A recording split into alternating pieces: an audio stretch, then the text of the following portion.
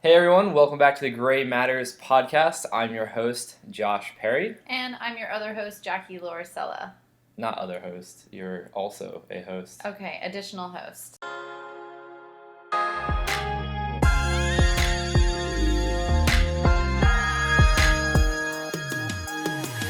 And today we have my great friend, an amazing person that powers social media. We got connected over a year ago now, but we have Miles Sullivan on to share his story, his perspective on life, all things that encompass a living human, and what we're really passionate about, and just a lot of, I guess, lack of excuses for those listening to why they can't succeed in life and be happy. So, Miles, welcome. No pressure.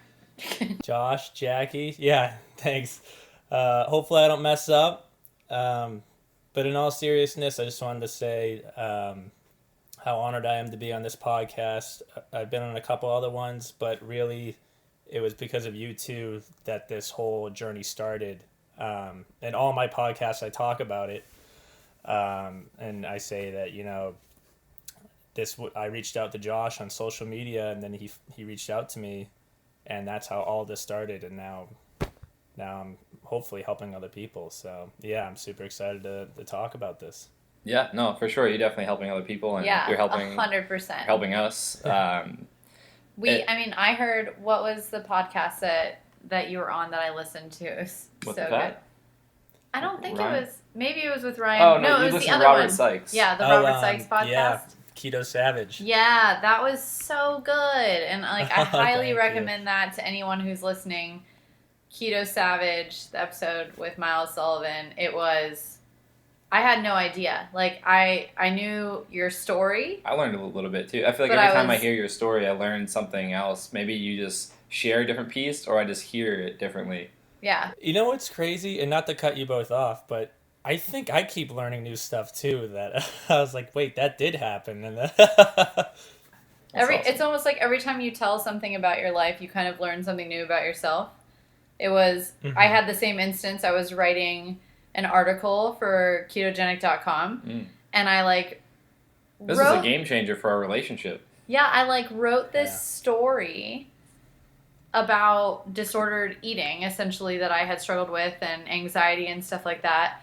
But I had retold this story that I had been telling my whole life because it was a funny, charming story from my past. And then I was typing it out, and as I was retelling it, I was like, this makes so much sense. Something just clicked. I was like, that's definitely deep-seated where a lot of my disordered eatings and my feelings around it came from. And at first I was like, oh, this is just an innocent, funny, first big competition story where I was super nervous. But as I'm writing it, I'm like, oh my gosh. So I can only imagine what someone like yourself or Josh, after going through something as traumatic as brain surgery and diagnosis and stuff. Let's let Miles tell his story, but first. Well, I'm just saying, I can only imagine how retelling that story makes you feel about your life. It's like, oh, I'm learning something new about myself every time. So I'm really excited to give you the opportunity to learn something new about yourself. Yeah, and thank you for writing that. Thank you for writing that article too, Jackie. That was awesome. Oh, thanks. I read that. Yeah. Yeah, that shameless was great. plug, right? Yeah, go check it out. Yeah. Ketogenic.com. So it's funny you mentioned, how we got connected when you're on different podcasts, things like that, or just conversation. And I find anytime I'm on stage or doing a podcast myself, whether I'm a guest on someone's or just talking, I always mention you.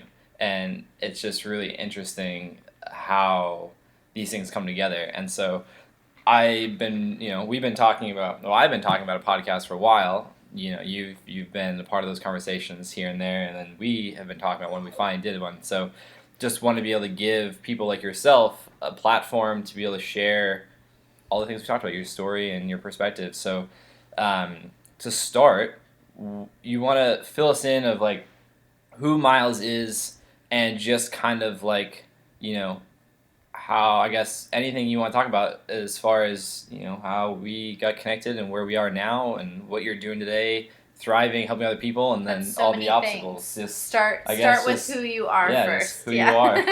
Okay, so who I am now or who I was? Okay, So currently I am a Bostonian.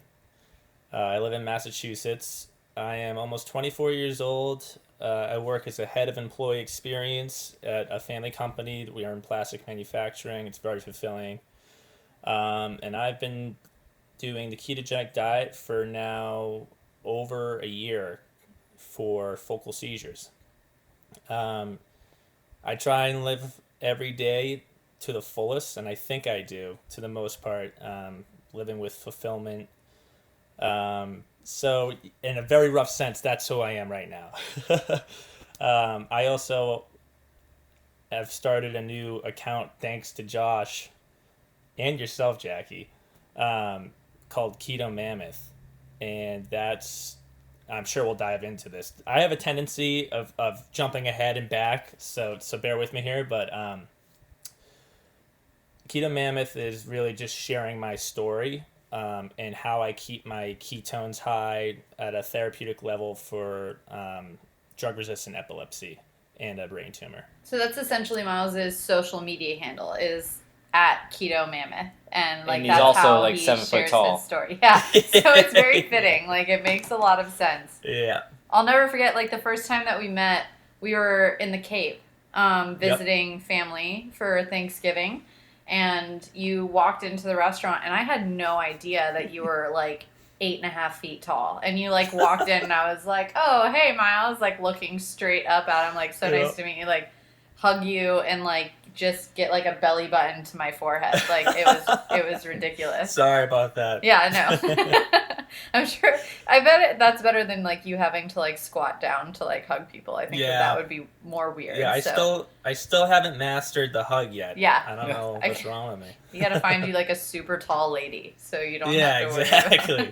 Yeah. So so I guess let's talk about how that name came to be. What went into that all, like, we talked about who you are now, but who were you a couple of years ago before we connected? Yeah. And what were your goals, your aspirations? What were you doing? Where were you living? Because I know there's been a lot of changes in all those areas. And Miles pre-story. Miles pre-Keto Mammoth. So before the Ice Age, before the Mammoth days, I was let's see here. So I'm around 20 years old.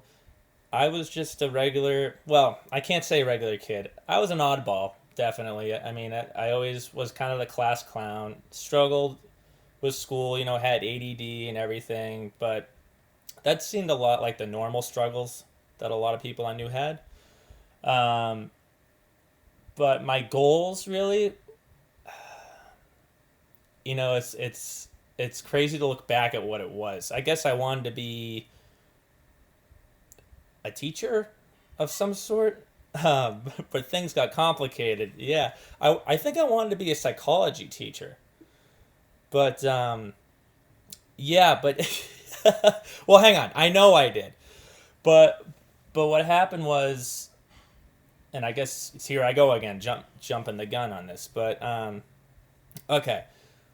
So that's who I was. I'll rephrase. I was just a what you would call a normal kid. Dealt with everyday struggles like school, but nothing too serious. And then when I was 20 years old, my whole world came crashing down.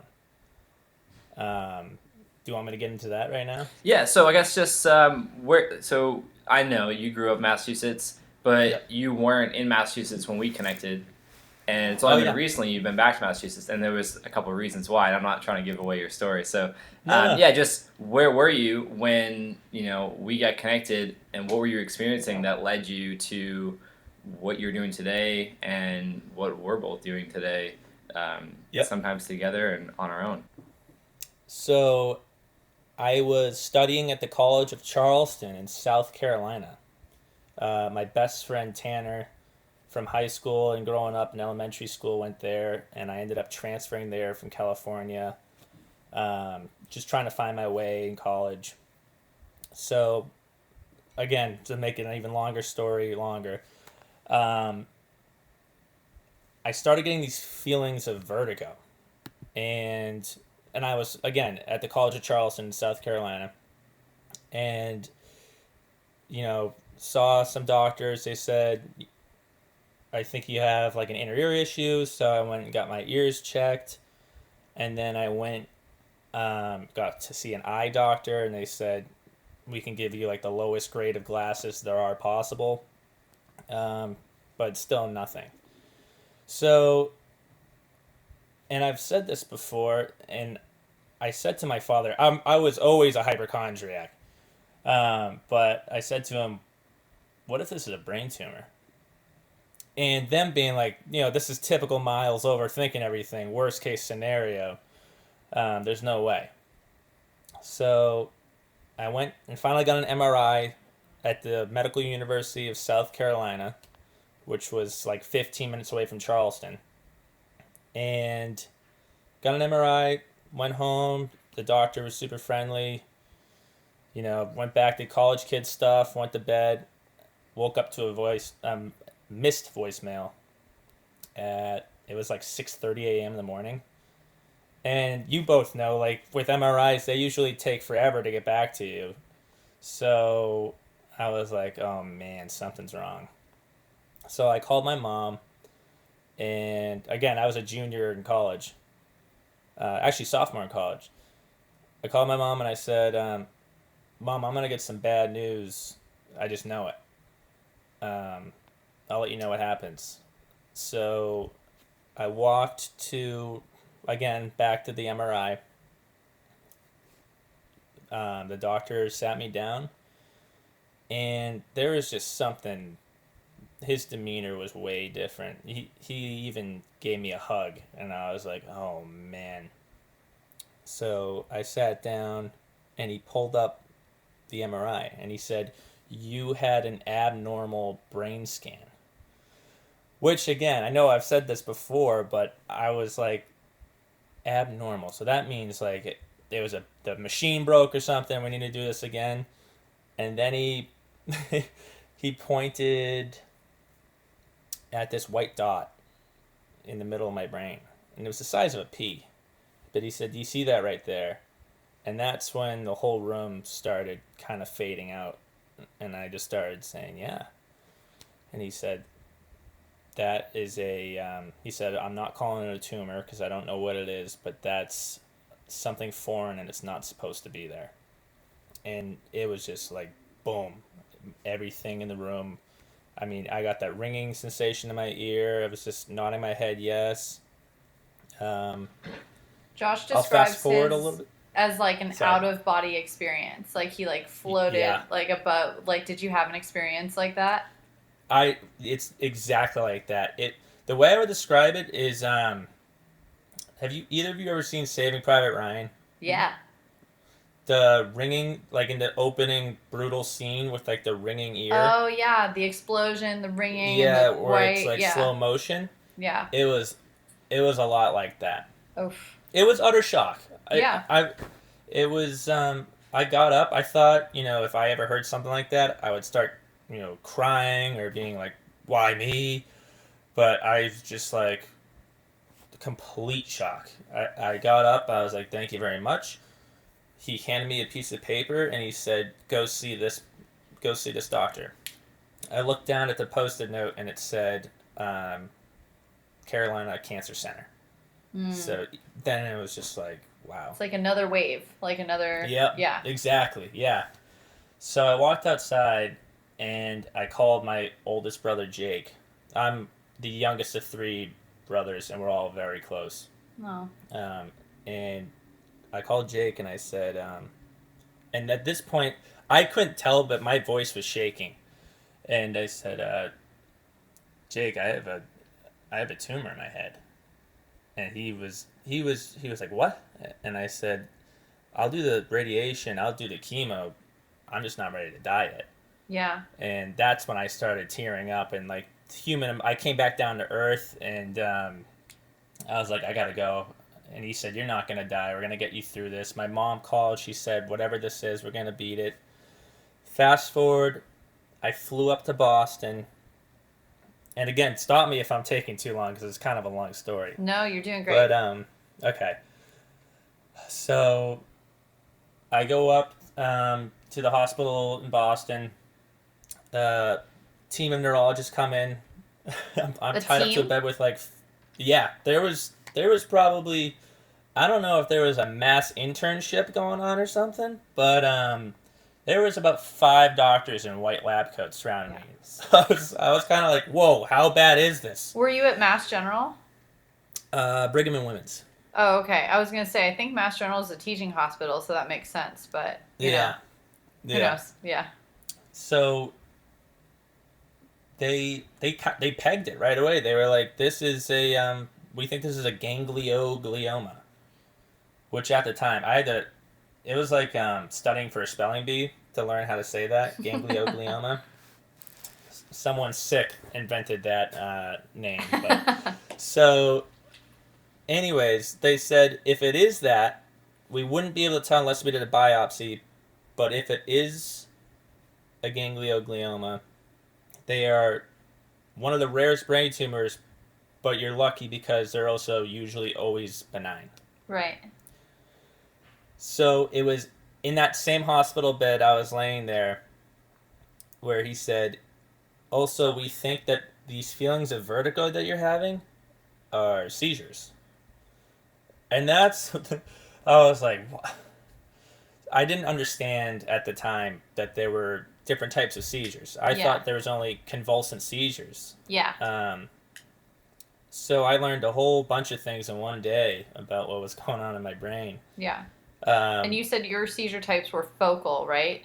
Yes. So they diagnosed it as focal seizures, partial focal seizures. Almost like a derealization sensation, right? Like you kind of separate, you get separated from the world around you. You kind of get tunnel vision. You get so it's like not vertigo, but I can see how someone who wouldn't know what's going on, like, oh, this is vertigo. This is me feeling super strange. Something I left out too, because I'm glad you brought that up. That's a perfect description of it. Yeah. Because I always find it's always difficult to describe my seizures, and I always feel like I'm insane. But even sometimes I'll see something in the corner of my eye, and that will start it. It'll trigger it, yeah. Yeah, or like, so at first I thought maybe I was going schizophrenic or something, and it was just... So yeah, like a deal, like you feel detached from society. Yeah. It almost feels like you're falling backwards out of a chair. You know that feeling? Mm-hmm. Which is that vertigo sensation, but it's like vertigo plus this derealization, plus this weird tunnel vision, plus like, do you get like any kind of physical symptoms? Like, do you like shake or anything like that? Like, do your hands, do your palms? Yes, my brothers can tell when I have one because they say my face blushes, I guess. But I sometimes I vomit from it and stuff. Yeah. But nothing really physical, like no tremors at all. It's just it's really hard to explain. Yeah. I think you described it perfectly. And honestly, like you're blushing and like the sympathetic response that you get from it, like the red cheeks and like the vomiting, it could be like you being anxious because your body knows that it's a seizure, which is really interesting because one of my symptoms of the anxiety I deal with is like prolonged periods of derealization. So I just feel like super separated from the world that's happening around me for like a couple of days at a time. Like I don't get like tunnel vision or vertigo or anything, but like I read in a textbook once like what focal seizures were, and I was like, that happens to me, and then I was like, I have a brain tumor, like for like 3 days. So this is perfect because I want to go back to something you said at the beginning before the diagnosis was something that I never thought of until after the fact was, what if I have a brain tumor? Because like, so that you know my story. If people have been listening for a little while now, they know my story.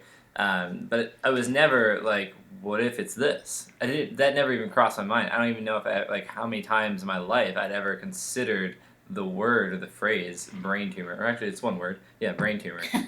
And I thought that was really interesting because until I got diagnosed with one, I was super oblivious to it. And then now, I don't personally think about my life living with the brain tumors I still have, but I'm so aware because I meet people like yourself and connect with people and they share their stories with me now because I'm so open.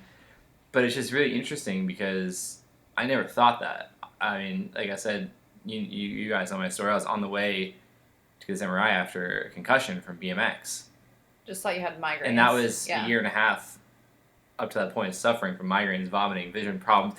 Go to the eye doctor. Your vision's fine. Well, I can't see, so it's not. So I just thought that was interesting because, yeah, I never thought of that. And then leading into similar situations where we get sat down, you know, one of us is thinking maybe I have a brain tumor, the other one's like, when can I get back on my bike? Either way, we both were told you have an abnormal scan, an abnormal MRI. What does that mean? I think that's how we both responded. And what's also interesting is we both shared a different experience with the diagnosis. So it was being told you have a brain tumor. We don't know what kind. Cancer's benign. You know, in your case, it was we think it's a brain tumor. But instantly that horror movie, tunnel vision, ringing in the ears, just out of body experience. Like, you know, I explained it before, just like zooming out of like a movie and like that scene. You know, like you mentioned, like the slow motion. Yeah, like watching your life play out in front of you. That kicked in, and then instantly it just like I ran out and broke down. And then you responded in like a shock, more of like, can't believe this. I just think that's interesting of how we were about the same age, thought different things going in, and then experienced different things after the diagnosis. Well, I think it's really wonderful that you both had an immediate reaction to like essentially like call the people that were closest to you, which I think is like super telling about someone's support system. Like you didn't like crawl into a hole and say like, oh my God, I'm going to die. And like, well, I mean, like, I'm sure those were thoughts that went through your head. I'm not trying to speak for you, but like, no, you didn't like go off by yourself and like, you were like, I'm not doing this. Like you instantly were like, I'm not going to do this alone. And I think that says something. I think that says something really powerful about the human experience. Like, I think that's a really neat thing. And for anybody who's going through trauma, who feels like they have to do it alone, because nobody could possibly understand. Like, your brother didn't know what it was like to have a brain tumor. Brandon and Christy had no idea what it was like to be told you had a brain tumor, but they were there. You met him. He was the second person I call. I call my mom and then him. Yeah. So it's just, I think that's powerful. That's a really cool thing. Yeah. I totally, just while we're on that note, the way I handled it emotionally, I don't think I handled it, I'm trying to think of the words to properly say this. I wish I handled it better emotionally. I mean, obviously, how do you handle that? But I wish I was more emotionally vulnerable during that. I wish I was trying too hard to protect people that were trying to protect me. You know, like, I didn't want my mom to worry about me. So I held it all in. And then all of a sudden, I'd just be brushing my teeth or something and just break down crying. Right. Like, uncontrollably sobbing. And, you know, your body's going to find a way to let the emotions out. So it's just, you got to address it. You got to say, look, I'm scared. I need help. Right. So for anyone listening, you know, you're not in this alone. Yeah. Always reach out for a support system. Yeah. And honestly, like, even though you did hold it in and you didn't want to hurt your mom and stuff like that, like you said, your brain and your body is going to figure out a way to make you deal with it. So you're going to deal with it, whether you want to or not. And it's just like, well, that's how I dealt with it. You know, I don't think you should like feel bad or like, oh, I should have done that differently. Like, it all worked out the way it was supposed to, and it got out the way it was supposed to. But like, just for future reference, like for anybody else, like, it's definitely easier to do it a different way. It's also easier to say now, reflecting. Oh, yeah. Because I went through that last summer when my brother passed. Yeah.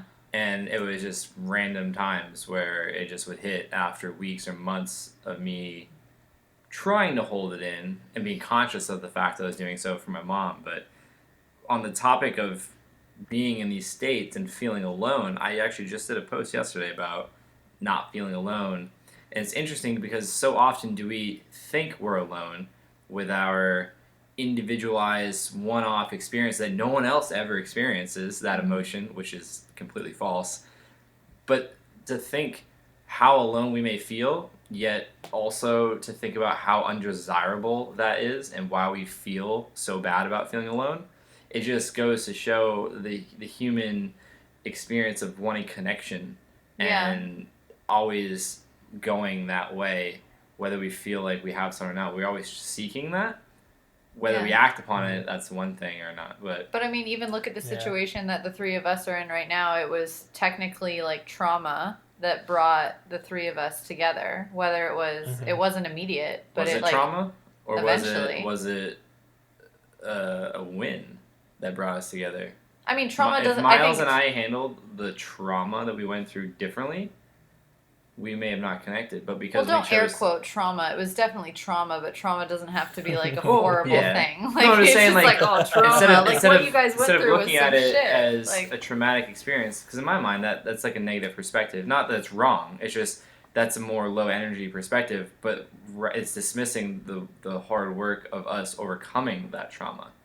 And I like to look at it as the success of overcoming that obstacle is what connected us. Because had I not ever shared my story, had Miles not shared his story, we wouldn't have been able to even connect with one another. Yeah, for sure. Which Miles took that action, reaching out. Well, so that's also why I said technically. That's just why I like conversations, because we could spin that. He likes to think far. Yeah, so I just like to look at it positively. But back to your story. You're in Boston. Mm-hmm. You got 5 doctors surrounding you. They tell you you're having seizures. They think you're having seizures. They think you have a ganglioma brain tumor. Ganglioglioma. Ganglioglioma. Yeah. Ganglioglioma tumor. Yeah. So it's 1% of all brain tumors. So what's next? 1% of all brain tumors. 1%. Holy crap. And it's benign. Yeah. Maybe. Yeah, I guess it's. They don't know I'll yet. always have a. Well, they said, because they don't. Yeah. Okay, you know what's crazy? You just posted a picture of your MRI the other day. I literally Googled ganglioglioma, and it was like the first image, like MRI that popped up was like a little one in the middle, which makes sense because of what the name is, where it is. Yeah. But it was like on the left side, like in the same spot that like yours was with the arrow and stuff. And I was like, oh, is that Miles? Like, is that his brain? That's crazy. It's interesting. I get to that because I think for a little bit, I was popular among brain surgeons. I think they fought over me for a little bit for who wanted to do the surgery. Well, let's go back to that. You're I'll get into it. This team of doctors, and they're not sure what it is, if it's seizures or not. What's next? So they say, but luckily, we have medications for these seizures that are usually very helpful, and we think we can get you discharged probably tomorrow after we put you on some meds. Wow. So I was sitting there thinking, okay, I'm probably about to be told that I have brain cancer and need to do chemo and everything and possibly even die. These guys are saying I can leave tomorrow. So they put me on these meds. They said, I was like, can I go skiing? And they're like, just make sure someone's with you if you have a seizure. Long story short, a couple weeks went by, and I had a follow-up appointment with an actual neurosurgeon. I had the Brigham and Women's. He brought me in, and I thought it was just going to be like a reassurance of, yep, this is a ganglioglioma, and you'll just have this little pea-sized thing in your head for the rest of your life. But what he said to me was, and I brought my whole family in. So I got 2 older brothers that are big guys. My oldest brother, my father, my mother. And we were all sitting in there, and he said, this does look like a ganglioglioma, and I think we should operate on it. And that was like another out-of-body experience. Yeah.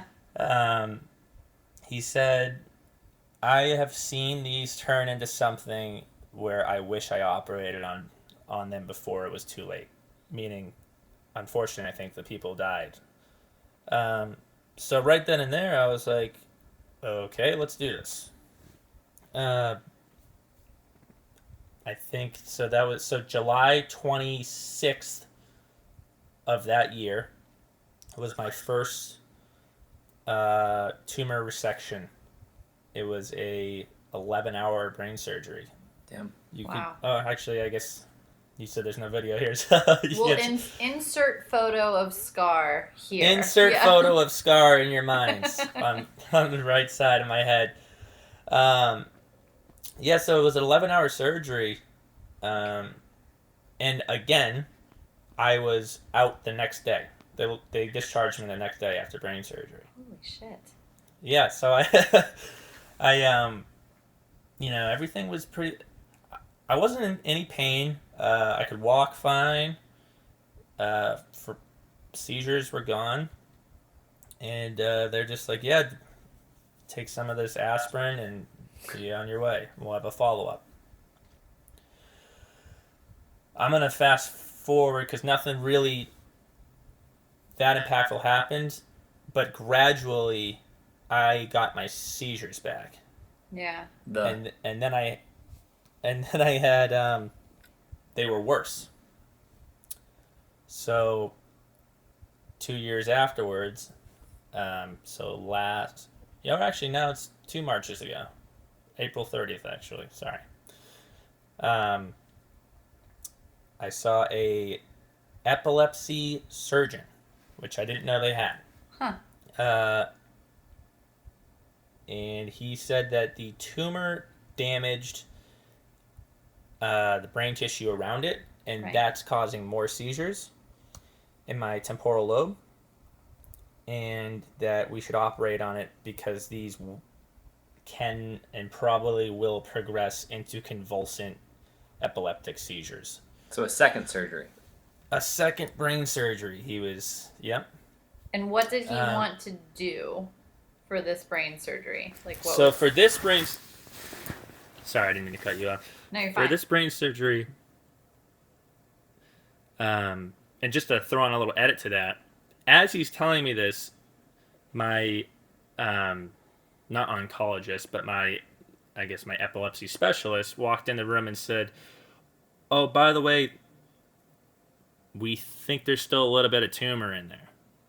And then walked out. So I was... Jesus.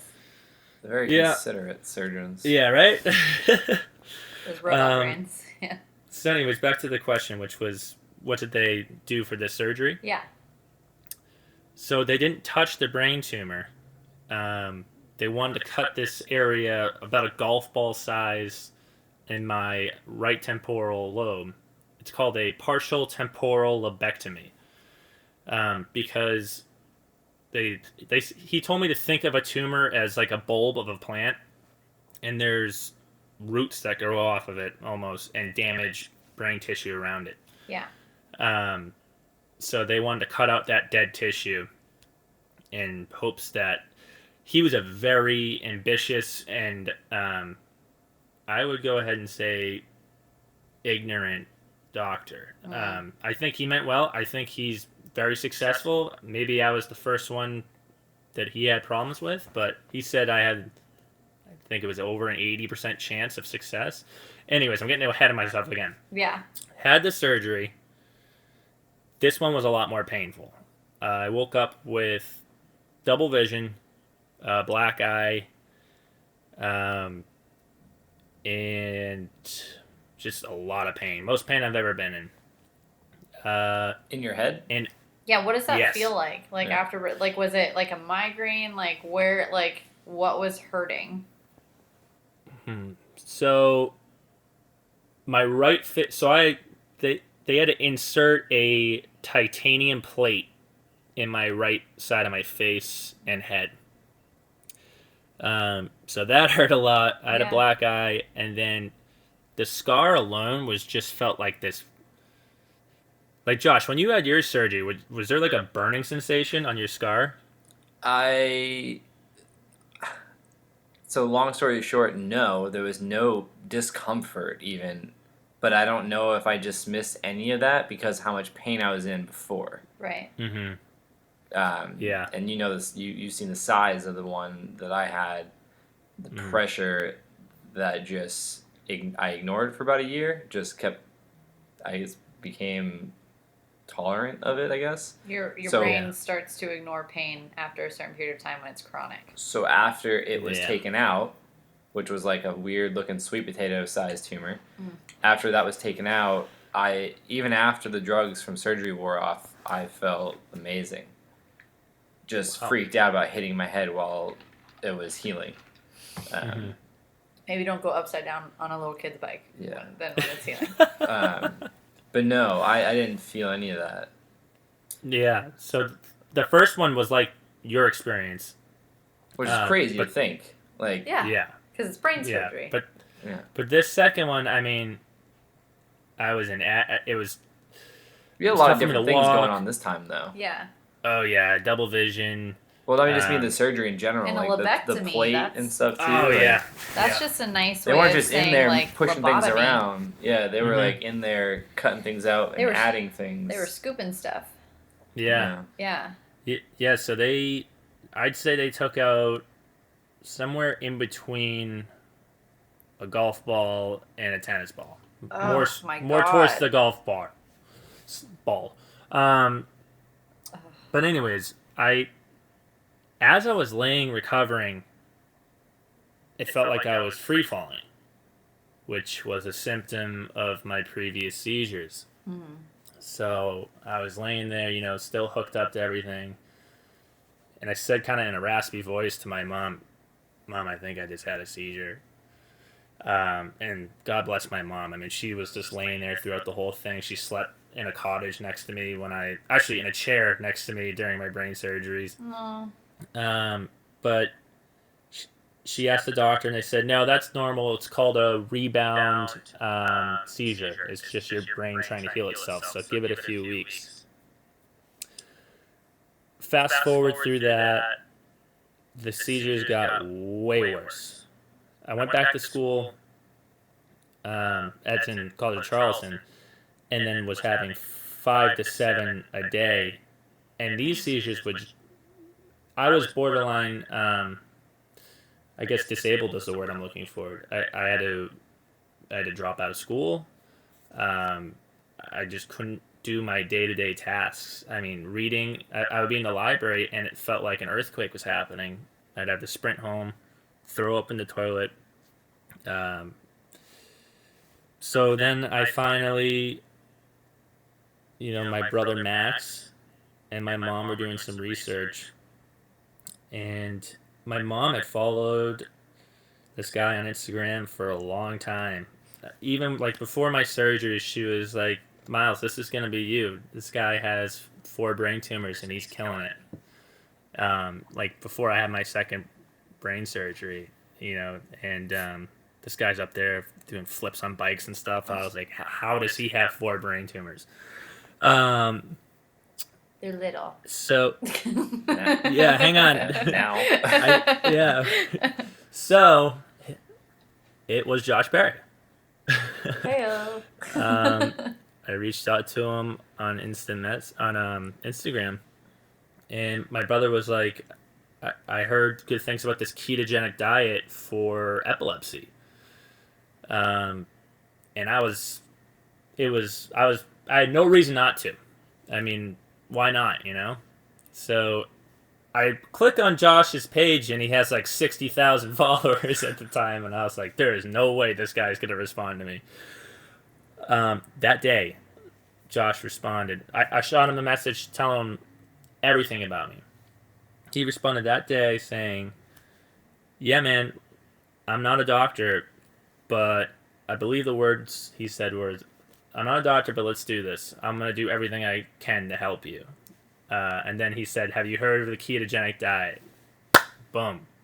Keto Mammoth was born. Life changer. Yep, the Keto Mammoth was born. I think I remember the day that he told me about you contacting him. Like, I don't know if I could give specifics or anything, but I definitely remember him being like, this guy just hit me up. This is crazy. I'm going to like start coaching him. And then he was like, his mom is going to do it with him and support him. And I'm so stoked. And then it was great because it was like, Miles's mom, Linda, she was like the most like supportive, wonderful, like mother from a distance ever, even to like Josh and I. Like she was always just so positive on our pages and like liking everything and being like, you guys are wonderful. And it was just like, oh, we just like hooked some like really great people into our lives. Like it was dope. Yeah, she's not to get too sidetracked, but I couldn't have done it without her. I mean, there was times I thought about I can't do this anymore. What's the point of fighting anymore? And my mom was just there. Mm-hmm. I mean, she was the one.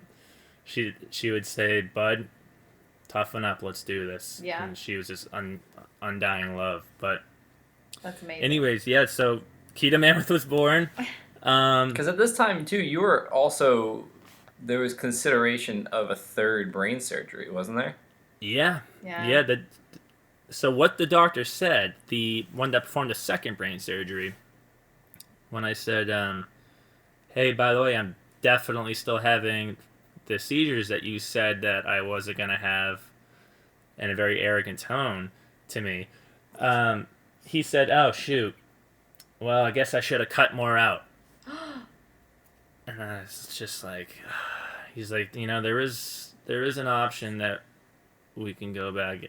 I mean, were those his words? Like really? So hang on, yeah, I should clarify.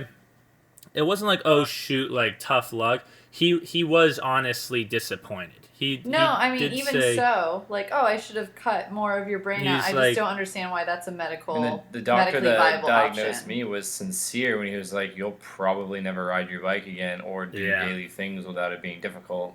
But it wasn't like he was like a dick about it. He just was like, yeah, like that's literally what he said. And I was like, oh. Yeah, exactly. Yeah. Not really. So what he said to me, the only reason he was arrogant because my brothers asked a lot of questions, because they cared about me. And he was like, who are you kids questioning me? I'm the doctor with the degrees. But it's like, hey, you messed up. So here we are again. And I have the seizures. And all he wants to do is just do another brain surgery, and no one mentioned ketogenic diet to me once. Oh, he doesn't do keto? He's a carbivore. There you go. So he was like, we could do a third brain surgery, but your tumor is right by all the blood vessels, and there's a very high chance of a stroke.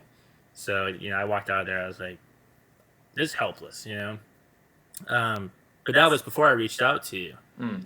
Then once I reached out to you, you got me on your program. I mean, how quick was it when I started seeing results? I went from 5 to 7 a day, and then all of a sudden it was like 1 a day.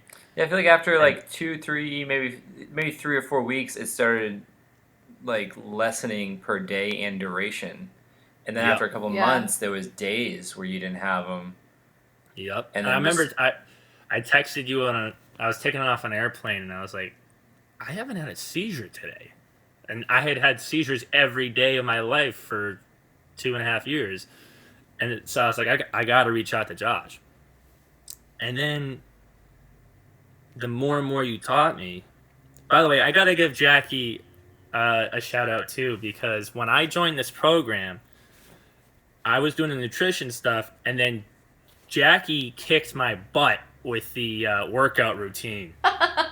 So because obviously to get the autophagy going in the gym, but I still had the stitches going. She's like, you got to be doing deadlifts. You got to be doing.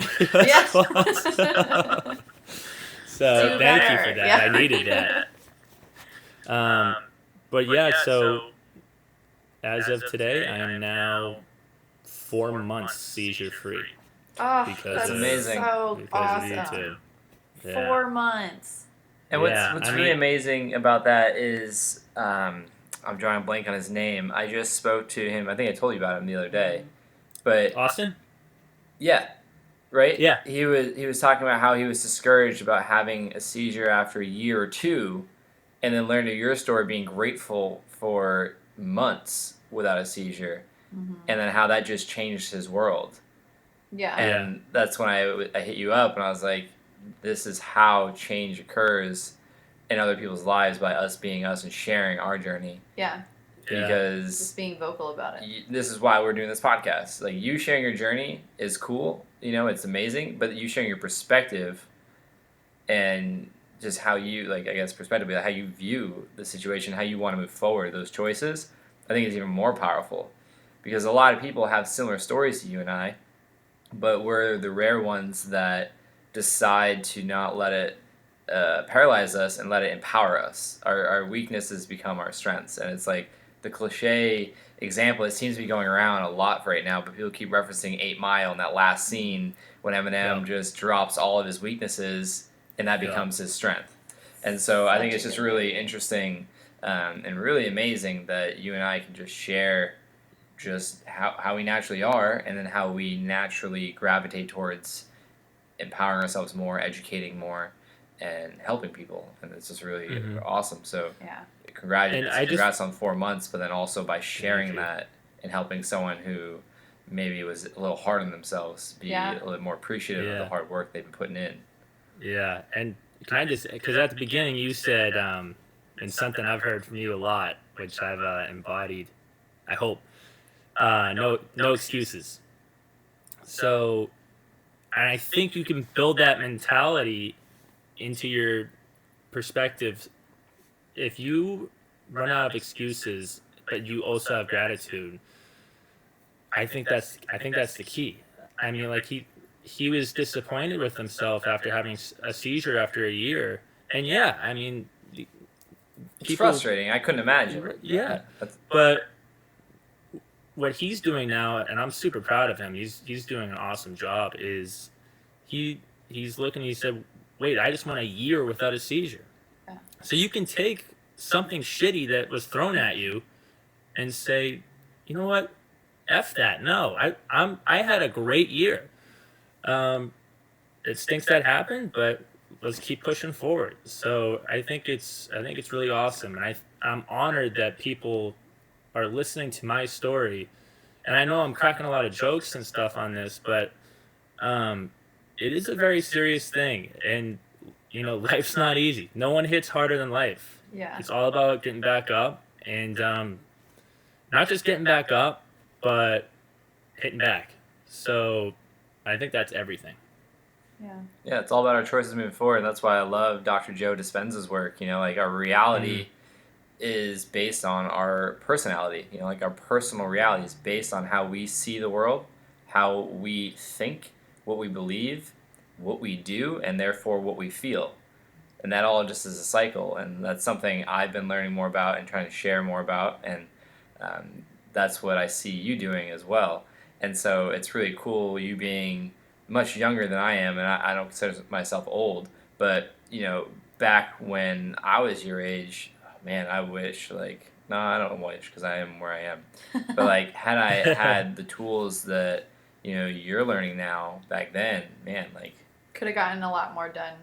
Well, I could. That's why I work so hard now with my new aspirations and goals, because they're more purpose filled, they're more purpose aligned, I should say. And I have a lot of, I don't like to say regret, because I don't believe in regret, but I have so much energy towards the future based on lost potential in the past that I see. Like a drive. From me just doing whatever and being careless, but now, so I just, that's something I always appreciate you. And this actually may go into what you were mentioning earlier about, being grateful for even negatives, but maybe switching it to just being grateful to be aware. Yeah. Not grateful for the negatives, but grateful just to be aware and to feel. Yeah. I think it's sorry, Jack. No, it's fine. I was going to mention something, because I remember a few months ago, even when you did end up having a seizure, you were pretty down for a little bit. Like you weren't happy and you were like, oh, I'd gone so long and I don't understand what happens. And then you kind of like snapped yourself back out of it too, which I think is really powerful because a lot of people would have like let that affect them. And then who knows, it might have like caught like, like forget it. I'll just eat bread. Like who cares? Like if I'm just going to keep having seizures, but like you stuck with it. And like, I think that's really great. Thank you. And I guess just to add on to that is, yeah, so it was because of the way you two think, and that positivity was, what I could think is, oh man, I'm not out of the woods anymore. Like, I just went a couple months seizure free, but now I just have one. Can't I catch a break? Why me? Yeah. Whereas, no, you idiot. You were on 12 different medications. Now you're on half that, and you went 2 months without having a single seizure. Obviously, I didn't call myself an idiot, but and I just also like to say that I'm still learning my mindset. I don't think one ever truly masters it. Absolutely. That's what Kerwin talks about. Is like once you start thinking you've tamed the ego is now laughing at you because taking over. Yeah. It allowed you to think that you took over your own subconscious. Right. Yeah. Like Josh, you had a post on it. You said people ask you how do I be happy all the time, and you're like, you don't. I'm not happy all the time. It's being happy all the time is different than having gratitude all the time. You've handled some things that all of us can't even think of, and you've done it with your chin up. I mean, just these tragic things, and then, oh, sorry, not to say tragic. I know you think that's a negative connotation, but things that most of us didn't have to deal with, and you are grateful for them in a way. Because you've learned from them, and you cherish the good moments from it. So thank you for that. And I just like to say for anyone listening, I'm still trying to master my mindset, and I know Josh will say and Jackie will say they're both trying to master theirs, but I think they've already got it pretty close, pretty dialed. I'd say Super not dialed. mastered, just dialed. Yeah, it's dialed. But it could always be more dialed, so Yeah. it's just an endless. Yeah, there's always journey. room for more dialing. That's like the more I dive into the work of Dr. Joe Dispenza, especially his new book, Becoming Supernatural. I want us to go to one of his events someday. But that, if you haven't started reading that book, next book that you have some time for, I'd check that one out. Yep. But the more I learn about the subconscious versus the conscious, and perspective and gratitude, and even in Buddha's Brain, that book. I live my life off of that book. I've read it What's 3 it called? times. It's called Buddha's Brain. It's okay. Now I got you two. Got to flip a coin for which one am I reading first, Buddha's Brain or Buddha's Brain. Becoming Supernatural. I haven't read all of Josh's fancy books. I read Buddha's Brain 3 times, and I'm just as good as he is. So I think if you just one and done it, then it'll be fine. But an interesting thing too that I think is really important. It's not about mastering the mindset. If I had to pick one thing that I'd prioritize over everything with the mindset, is working to master a subconscious alarm system, if you will. Like earlier when you were saying my and then whatever it was, and I was like, no, it's the. Whether it's seizures, it's brain tumor, it's anxiety, it's whatever. Words are powerful. So and that's what I've been really proud of over the last 3 years, that I've been really conscious of all this work, is that alarm system. To where I get to the point where if I even think it, I reverse it and say it over. Instead of my, I say the, or whatever it is I am. Yeah. If it's anything I don't want to be, I go back and say I am getting better in this area at the very least. Yeah. But it's getting to the point now where it's just how I live, and where I see it, I can hear in other people, and I'm just like, no. And I interrupt them, which is kind of rude sometimes, but I'm like, no, I think it's important to recognize what you just said. Yeah. So. Yeah, exactly. Yeah, so just know, and for anyone listening, no one's ever alone. I have quite a bit of people DM me regularly talking about, hey, I want to help people, but what value do I have? Or I have this story, and I don't know what to do with it, and I don't know how. It's just Just tell You it. got to share it. And I was Yeah. forced almost to doing so because of BMX interviews and contests and media. But I'm really thankful that I was, because it opened up. It definitely put his foot like in the door. Yeah, to, if like, it wasn't for sharing. that, I probably wouldn't have shared, just because BMX media, and then also the girl I was dating at the time urged me to share. But I didn't want to, because I felt alone. I felt broken. I felt embarrassed. So you doing what you're doing, me doing what I'm doing, and us doing what we're doing together, I think it's really amazing. So anyone that it's so interesting too, because it doesn't have to be a brain tumor. It doesn't Right. have to exactly. be you lost 150 pounds. Like any struggle, any obstacle, I should say, that you've overcome to be where you are now, you've handled Yeah. the most difficult parts of your life up until this moment. Exactly. That you can't argue that. The hardest part of your life is still the hardest part of your life. There may be more to come. Like, until you Yeah. experience something else that's harder, like, that's still the hardest part of your life, and comparing it to others, Yeah. it doesn't make it any more or less. We all have our different Exactly. perspectives and experiences, Yeah. so it's unfair. Yeah, and someone, even I'll get a DM that said, "Hey, look, my story isn't as what's the word? It wasn't as much a struggle as yours, but and Yeah. I usually always say, look, like what you just said, you don't have to have a brain tumor. Everyone, it's all perspective. Yeah. You know, depression can be just literally as deadly. So it's all perspective, or anything. Yeah. So yeah, I'm glad you said that. So that's your story up until now, which is incredible, and it's so cool. I feel so fortunate to like know people like you in my life. I think it's honestly Likewise. incredible. But I sent you a questionnaire and then hounded you about getting it back to me. So I feel like we're going to talk about it now. Okay. Something that I want to make it a goal on the Gray Matters podcast is to talk about everybody's core values. I feel like me sitting down and writing out my core values is what helped me like get my head on straight. Like now it's like every decision that I make, it's easy, because as long as I make sure that it's in line with those things, it's like, okay, yeah. And it's like, oh, do you want to like move to this place? And it's like, well, that would kind of compromise this, so probably not. And it's just like easy decisions now. So do you remember what you wrote for your core values? And I kind of defined it as the principles and beliefs you value above all else. I have it right here. Okay, great. So my core values, and I had to think about this. Yeah.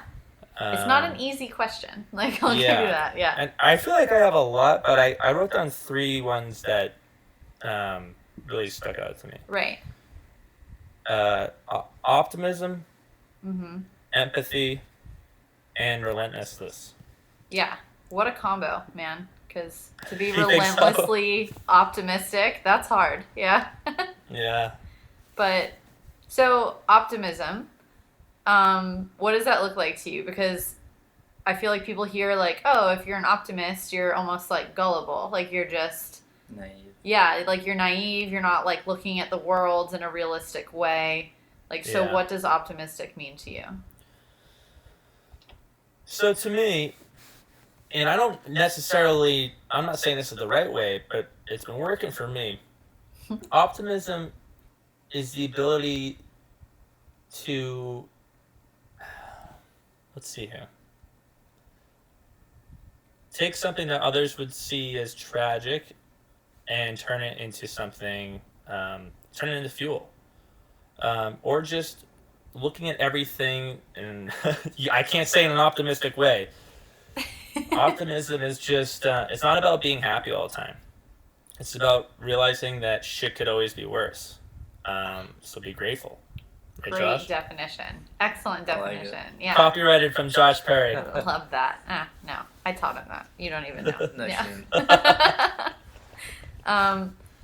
Empathy. I feel like there's a big difference between being empathetic and being sympathetic, or being empathetic and like, I feel like that word's thrown around a lot now. It's Yeah. everybody's like, oh, I'm an empath. Like, I feel everything that's happening in the room, and it's like, everybody feels like that. And yes, some people are truly empaths, but also my beliefs on a spiritual level is like, well, everybody's connected. So of course, if you're like in tune with that at all, you're going to feel how people also feel in a room. You know what I mean? Yeah. So like being an empath or being empathetic, like it's not like this trait that you have where you're just like, oh, I just absorb other people's feelings, and it like if one person's sad or negative, then like I feel that and I absorb that. Like, so with you being empathetic, does that mean that you're taking on other people's stuff, or does that like? No, I wouldn't say. So maybe I used the wrong word. No, I just feel like that's the way You should people have are asked him making what it he sound. meant first. Oh, okay. No, I think I mean. missed his mind. I think, to me, empathy, and maybe I just used the wrong word. No, I think Maybe empathy is a beautiful thing. Okay. I just want to hear what you have to say about it. I think it's realizing that every single person on this planet has their own story, Yes. and they have their own battle, no matter how large or how small. And I think it's very important for everyone to recognize and respect that. Absolutely. And I think I think I could do even better at it. You know, sometimes I'll honk my horn at someone I shouldn't when I'm driving. You know, it's Maybe they're not having really, a bad but- day. yeah, right, exactly. But no, in all seriousness, you never know what someone's going through. Yeah. So why not shoot them a smile and say, "Hey, I hope you're having a good day." You know, Yeah. it's the least we could do.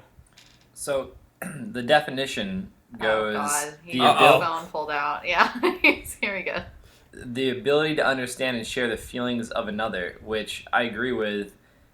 I think everyone is empathetic because, getting to Dr. Joe's work again, everything and everyone is energy, and we have energy surrounding us at all times. And if we think a certain way, our cells vibrate a certain way, and our energies express in a certain way. And actually, Kerwin Ray had an amazing display of this, of what they've done with water and the molecular structure of water based on different words and energy they were throwing at it and what it looked like. And then, if you think about it, everyone's empathetic because every living being has energy to it, whether it's an animal or it's a human. I think the difference is someone saying empathy is one of my core values, or I'm an empathetic person, is they're choosing to recognize the energy being shared in the Right. room across the TV that they're expressing because they're feeling a certain way. People that are like, oh, I'm not empathetic, I think they either subconsciously block out energy for whatever reason, or they deliberately avoid energy being shared with them, and then that's when you may hear someone's cold or someone's harsh or something like that. So I don't think there's a right or wrong to it. I just think like going off the definition makes so much sense to me when you get into the energy work around I think how we empathy- communicate with one another. I think empathy makes the world a better place. Like, I honestly, I believe that. I think empathy is an evolutionary trait, and I think But it is it? takes... If we're all energy, because you're energy- like only like biologically... I'm loving these. Yeah, I'm exactly. loving these Biologically, you're conversations. only like supposed to be empathetic towards like little cute things, like babies. That's why they have big eyes and they have to fend for themselves and stuff. And you're supposed to be like, I want to take care of That's this. evolution. They have to like make things cute in order for things to be empathetic evolution towards critiquing it. how we respond. I'm saying and it's how we it's a character reproduce. trait of a higherly of a, She went to That- college. that's I okay. dropped out of high I've school. I've said so many typos during this, or grammatically See, incorrect said words. so many typos, and you're making fun of me, and he's saying You both typos. went to college. Yeah, hang on. Said typos. I Yeah. mean, can we edit that out? Yeah, we'll edit it. We'll just cut this someone all edit out. that out. Actually, leave it in there. Yeah. People need to know who I am. I just No, think it's it just takes definitely a an more evolved open-minded person that is comfortable with feelings and emotions, and I wasn't one of them for so long. Yeah. I was cold. I shut up because my past, I was. Well, that doesn't mean you're uncomfortable with other people's emotions. I think people I was that because I didn't like, know how to handle it because it made me feel a certain way, and I didn't know Yeah. how to express it, so it made me uncomfortable. but that means like you're not owning your own shit. Exactly. Yeah. So that's what I'm saying. Has more to do I think with an self. empathetic person is someone that's open-minded. Yeah. And accepting of the fact that everything and everyone has an energy level that's vibrating and communicating with one another, and you can't argue that. And the science is there now to show, not you, just in general. And the science is there to show it to the people that are like, oh, I need to see it. And it's like, well, you can see it now. So you're more evolved now, and you're more empathetic. Which was my initial point, but I digress. So let's ask Miles of his third and last core value, what it means to him, rather than Jackie expressing what it means to her first. Aww. So, being relentless. I think to me, short and sweet, it means no excuses. When you get hit, get back up, and in everything you do, give it 110%, because you don't know how long you're going to be here for. I love that word. I love that word so much. I told Josh to get it tattooed on him, and he was like, no. Like, he's like, that's like a negative thing. And I was like, no, you are relentless. Like, that's like something that you do. I don't think it's negative. No, before. Yes, I promise you. Maybe I did in the past, but I don't think that word's negative. Here we go. Alright, so it's done. Now you have to get it tattooed. Yeah, exactly. I have Transcend on my back. I always loved it because, do you know Rob Dyrdek from like Rob and Big and Rob's Fantasy Factory? He had Relentless like tattooed on his Another reason forearm. why I don't want it tattooed on me. Yeah, but someone else already has it. But I always was just like, that is the best thing ever. But just in like big block letters, he had it like tattooed across like his forearm, right underneath his elbow, and I was like, that's the best thing ever. Like, what a great word. So when I saw that you had it on here, I was like, that's a good one. Like, it's a good combo. Awesome. Yeah, absolutely. Awesome. To just like, especially if you're not like relentlessly an asshole. Like if you're like relentlessly optimistic or like relentlessly empathetic, like I feel like or just like relentless in like what you're trying to do.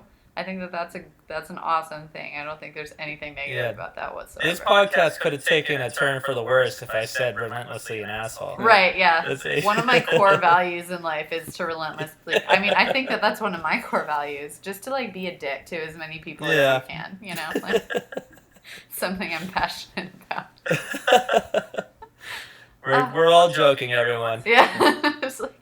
Jackie's just an asshole. Except for my friends. They're like, she is an asshole. Like, for those of you that don't know me. So, you shared who Miles was and who Miles is. You shared the in-betweens and your 3 core values that you live by today. Yeah. What are you looking forward to in the bright, bright future of young Miles? Am I allowed to say what I'm looking forward to? Something you and I are possibly doing? Okay. It's the beauty of a podcast. So, we don't have any corporate people telling us what we can and can't say. So, as of now, this podcast doesn't have a sponsor, so it's okay. Okay. It could be Keto Mammoth sponsored. Yeah, there you go. Find a way to sponsor that. That was a bad joke. Cut that out, too. This is raw, man. No edits. Yeah, right? I don't work that way. So anyways, I really like my job. Well, I love my job right now because, like I said, I've always loved people, and I like trying to make their lives even better, investing in people, and empowering them. But now, I'm super excited to start working with Josh on this new project and helping, hopefully, countless people's lives using the ketogenic diet, mindset, and also, I gotta say, I'm looking forward to learning from this program as well, because again, I'm still a work in progress. So, yeah, I mean, the future's very bright. So, but you gotta live every day like it's your last. So, yeah, it's awesome. Just spreading fat across the world. Yep. Just getting people to eat bacon. That's my life. That's. You heard it from Jackie, everyone. Just pounds of bacon. So that's all the ketogenic diet is. It's just bacon and butter. Yeah. And don't forget salt. Yep. Trademark. Trademark. Yeah. Josh's We're gonna have to do a about podcast now about what the ketogenic diet really is and a well-formulated ketogenic diet versus Jackie's by the way, version. Full disclaimer: that is not the keto diet. Yeah, Josh's brain is about to explode right now, We'll save trying to that. fight We'll off, save like, that. not correcting everything that I just said. Well, that's awesome, man, and I'm really grateful that Instagram exists, because otherwise we wouldn't have become great friends. And for what we're gonna be doing together in the future, we're already doing. I think we should do some more content collaborations for the gram and other things. I think it could be really Yes. helpful. More of We'll everything. be doing more of that, but then also, just like other speaking engagements, and we're working on a keto meetup, which I threw Yeah. a note in the document earlier. I don't know if anyone got that, but I think there's just so much potential as long as we're both on purpose. And I just wanted to share your three values line up really well for my. I have it written above me. People can't see, but on my whiteboard. But growth and contribution. If I had to summarize what my values all kind of macro up into, it's growth and contribution, because I think a lot of things fit in there, and that's where I see a lot of passion on my end for your values. And what I've, not saying this is going to happen, but what I've seen is over time, my values have changed, they've evolved, and that's why I have so many that are similar, and that's why growth and contribution to me, which we can save for another episode, really sum up all that. And that's what I see you doing. You're learning, you're growing, you're experiencing, and then you're contributing. You're serving and supporting other people. You're serving and supporting us, as well as people at your family's business, and with your role there, and strangers, and endless possibilities of people that can find your account on Instagram and things like that. So that's why we wanted to get you on here. We not only are you a friend, but you're a friend for a reason, and that's because we appreciate you, what you stand for, what you've been through, and more importantly, what you've done beyond that to where you are now, and what you're working to accomplish moving forward. So We really admire your tenacity and how you choose to live your life, even currently. It's a really cool thing.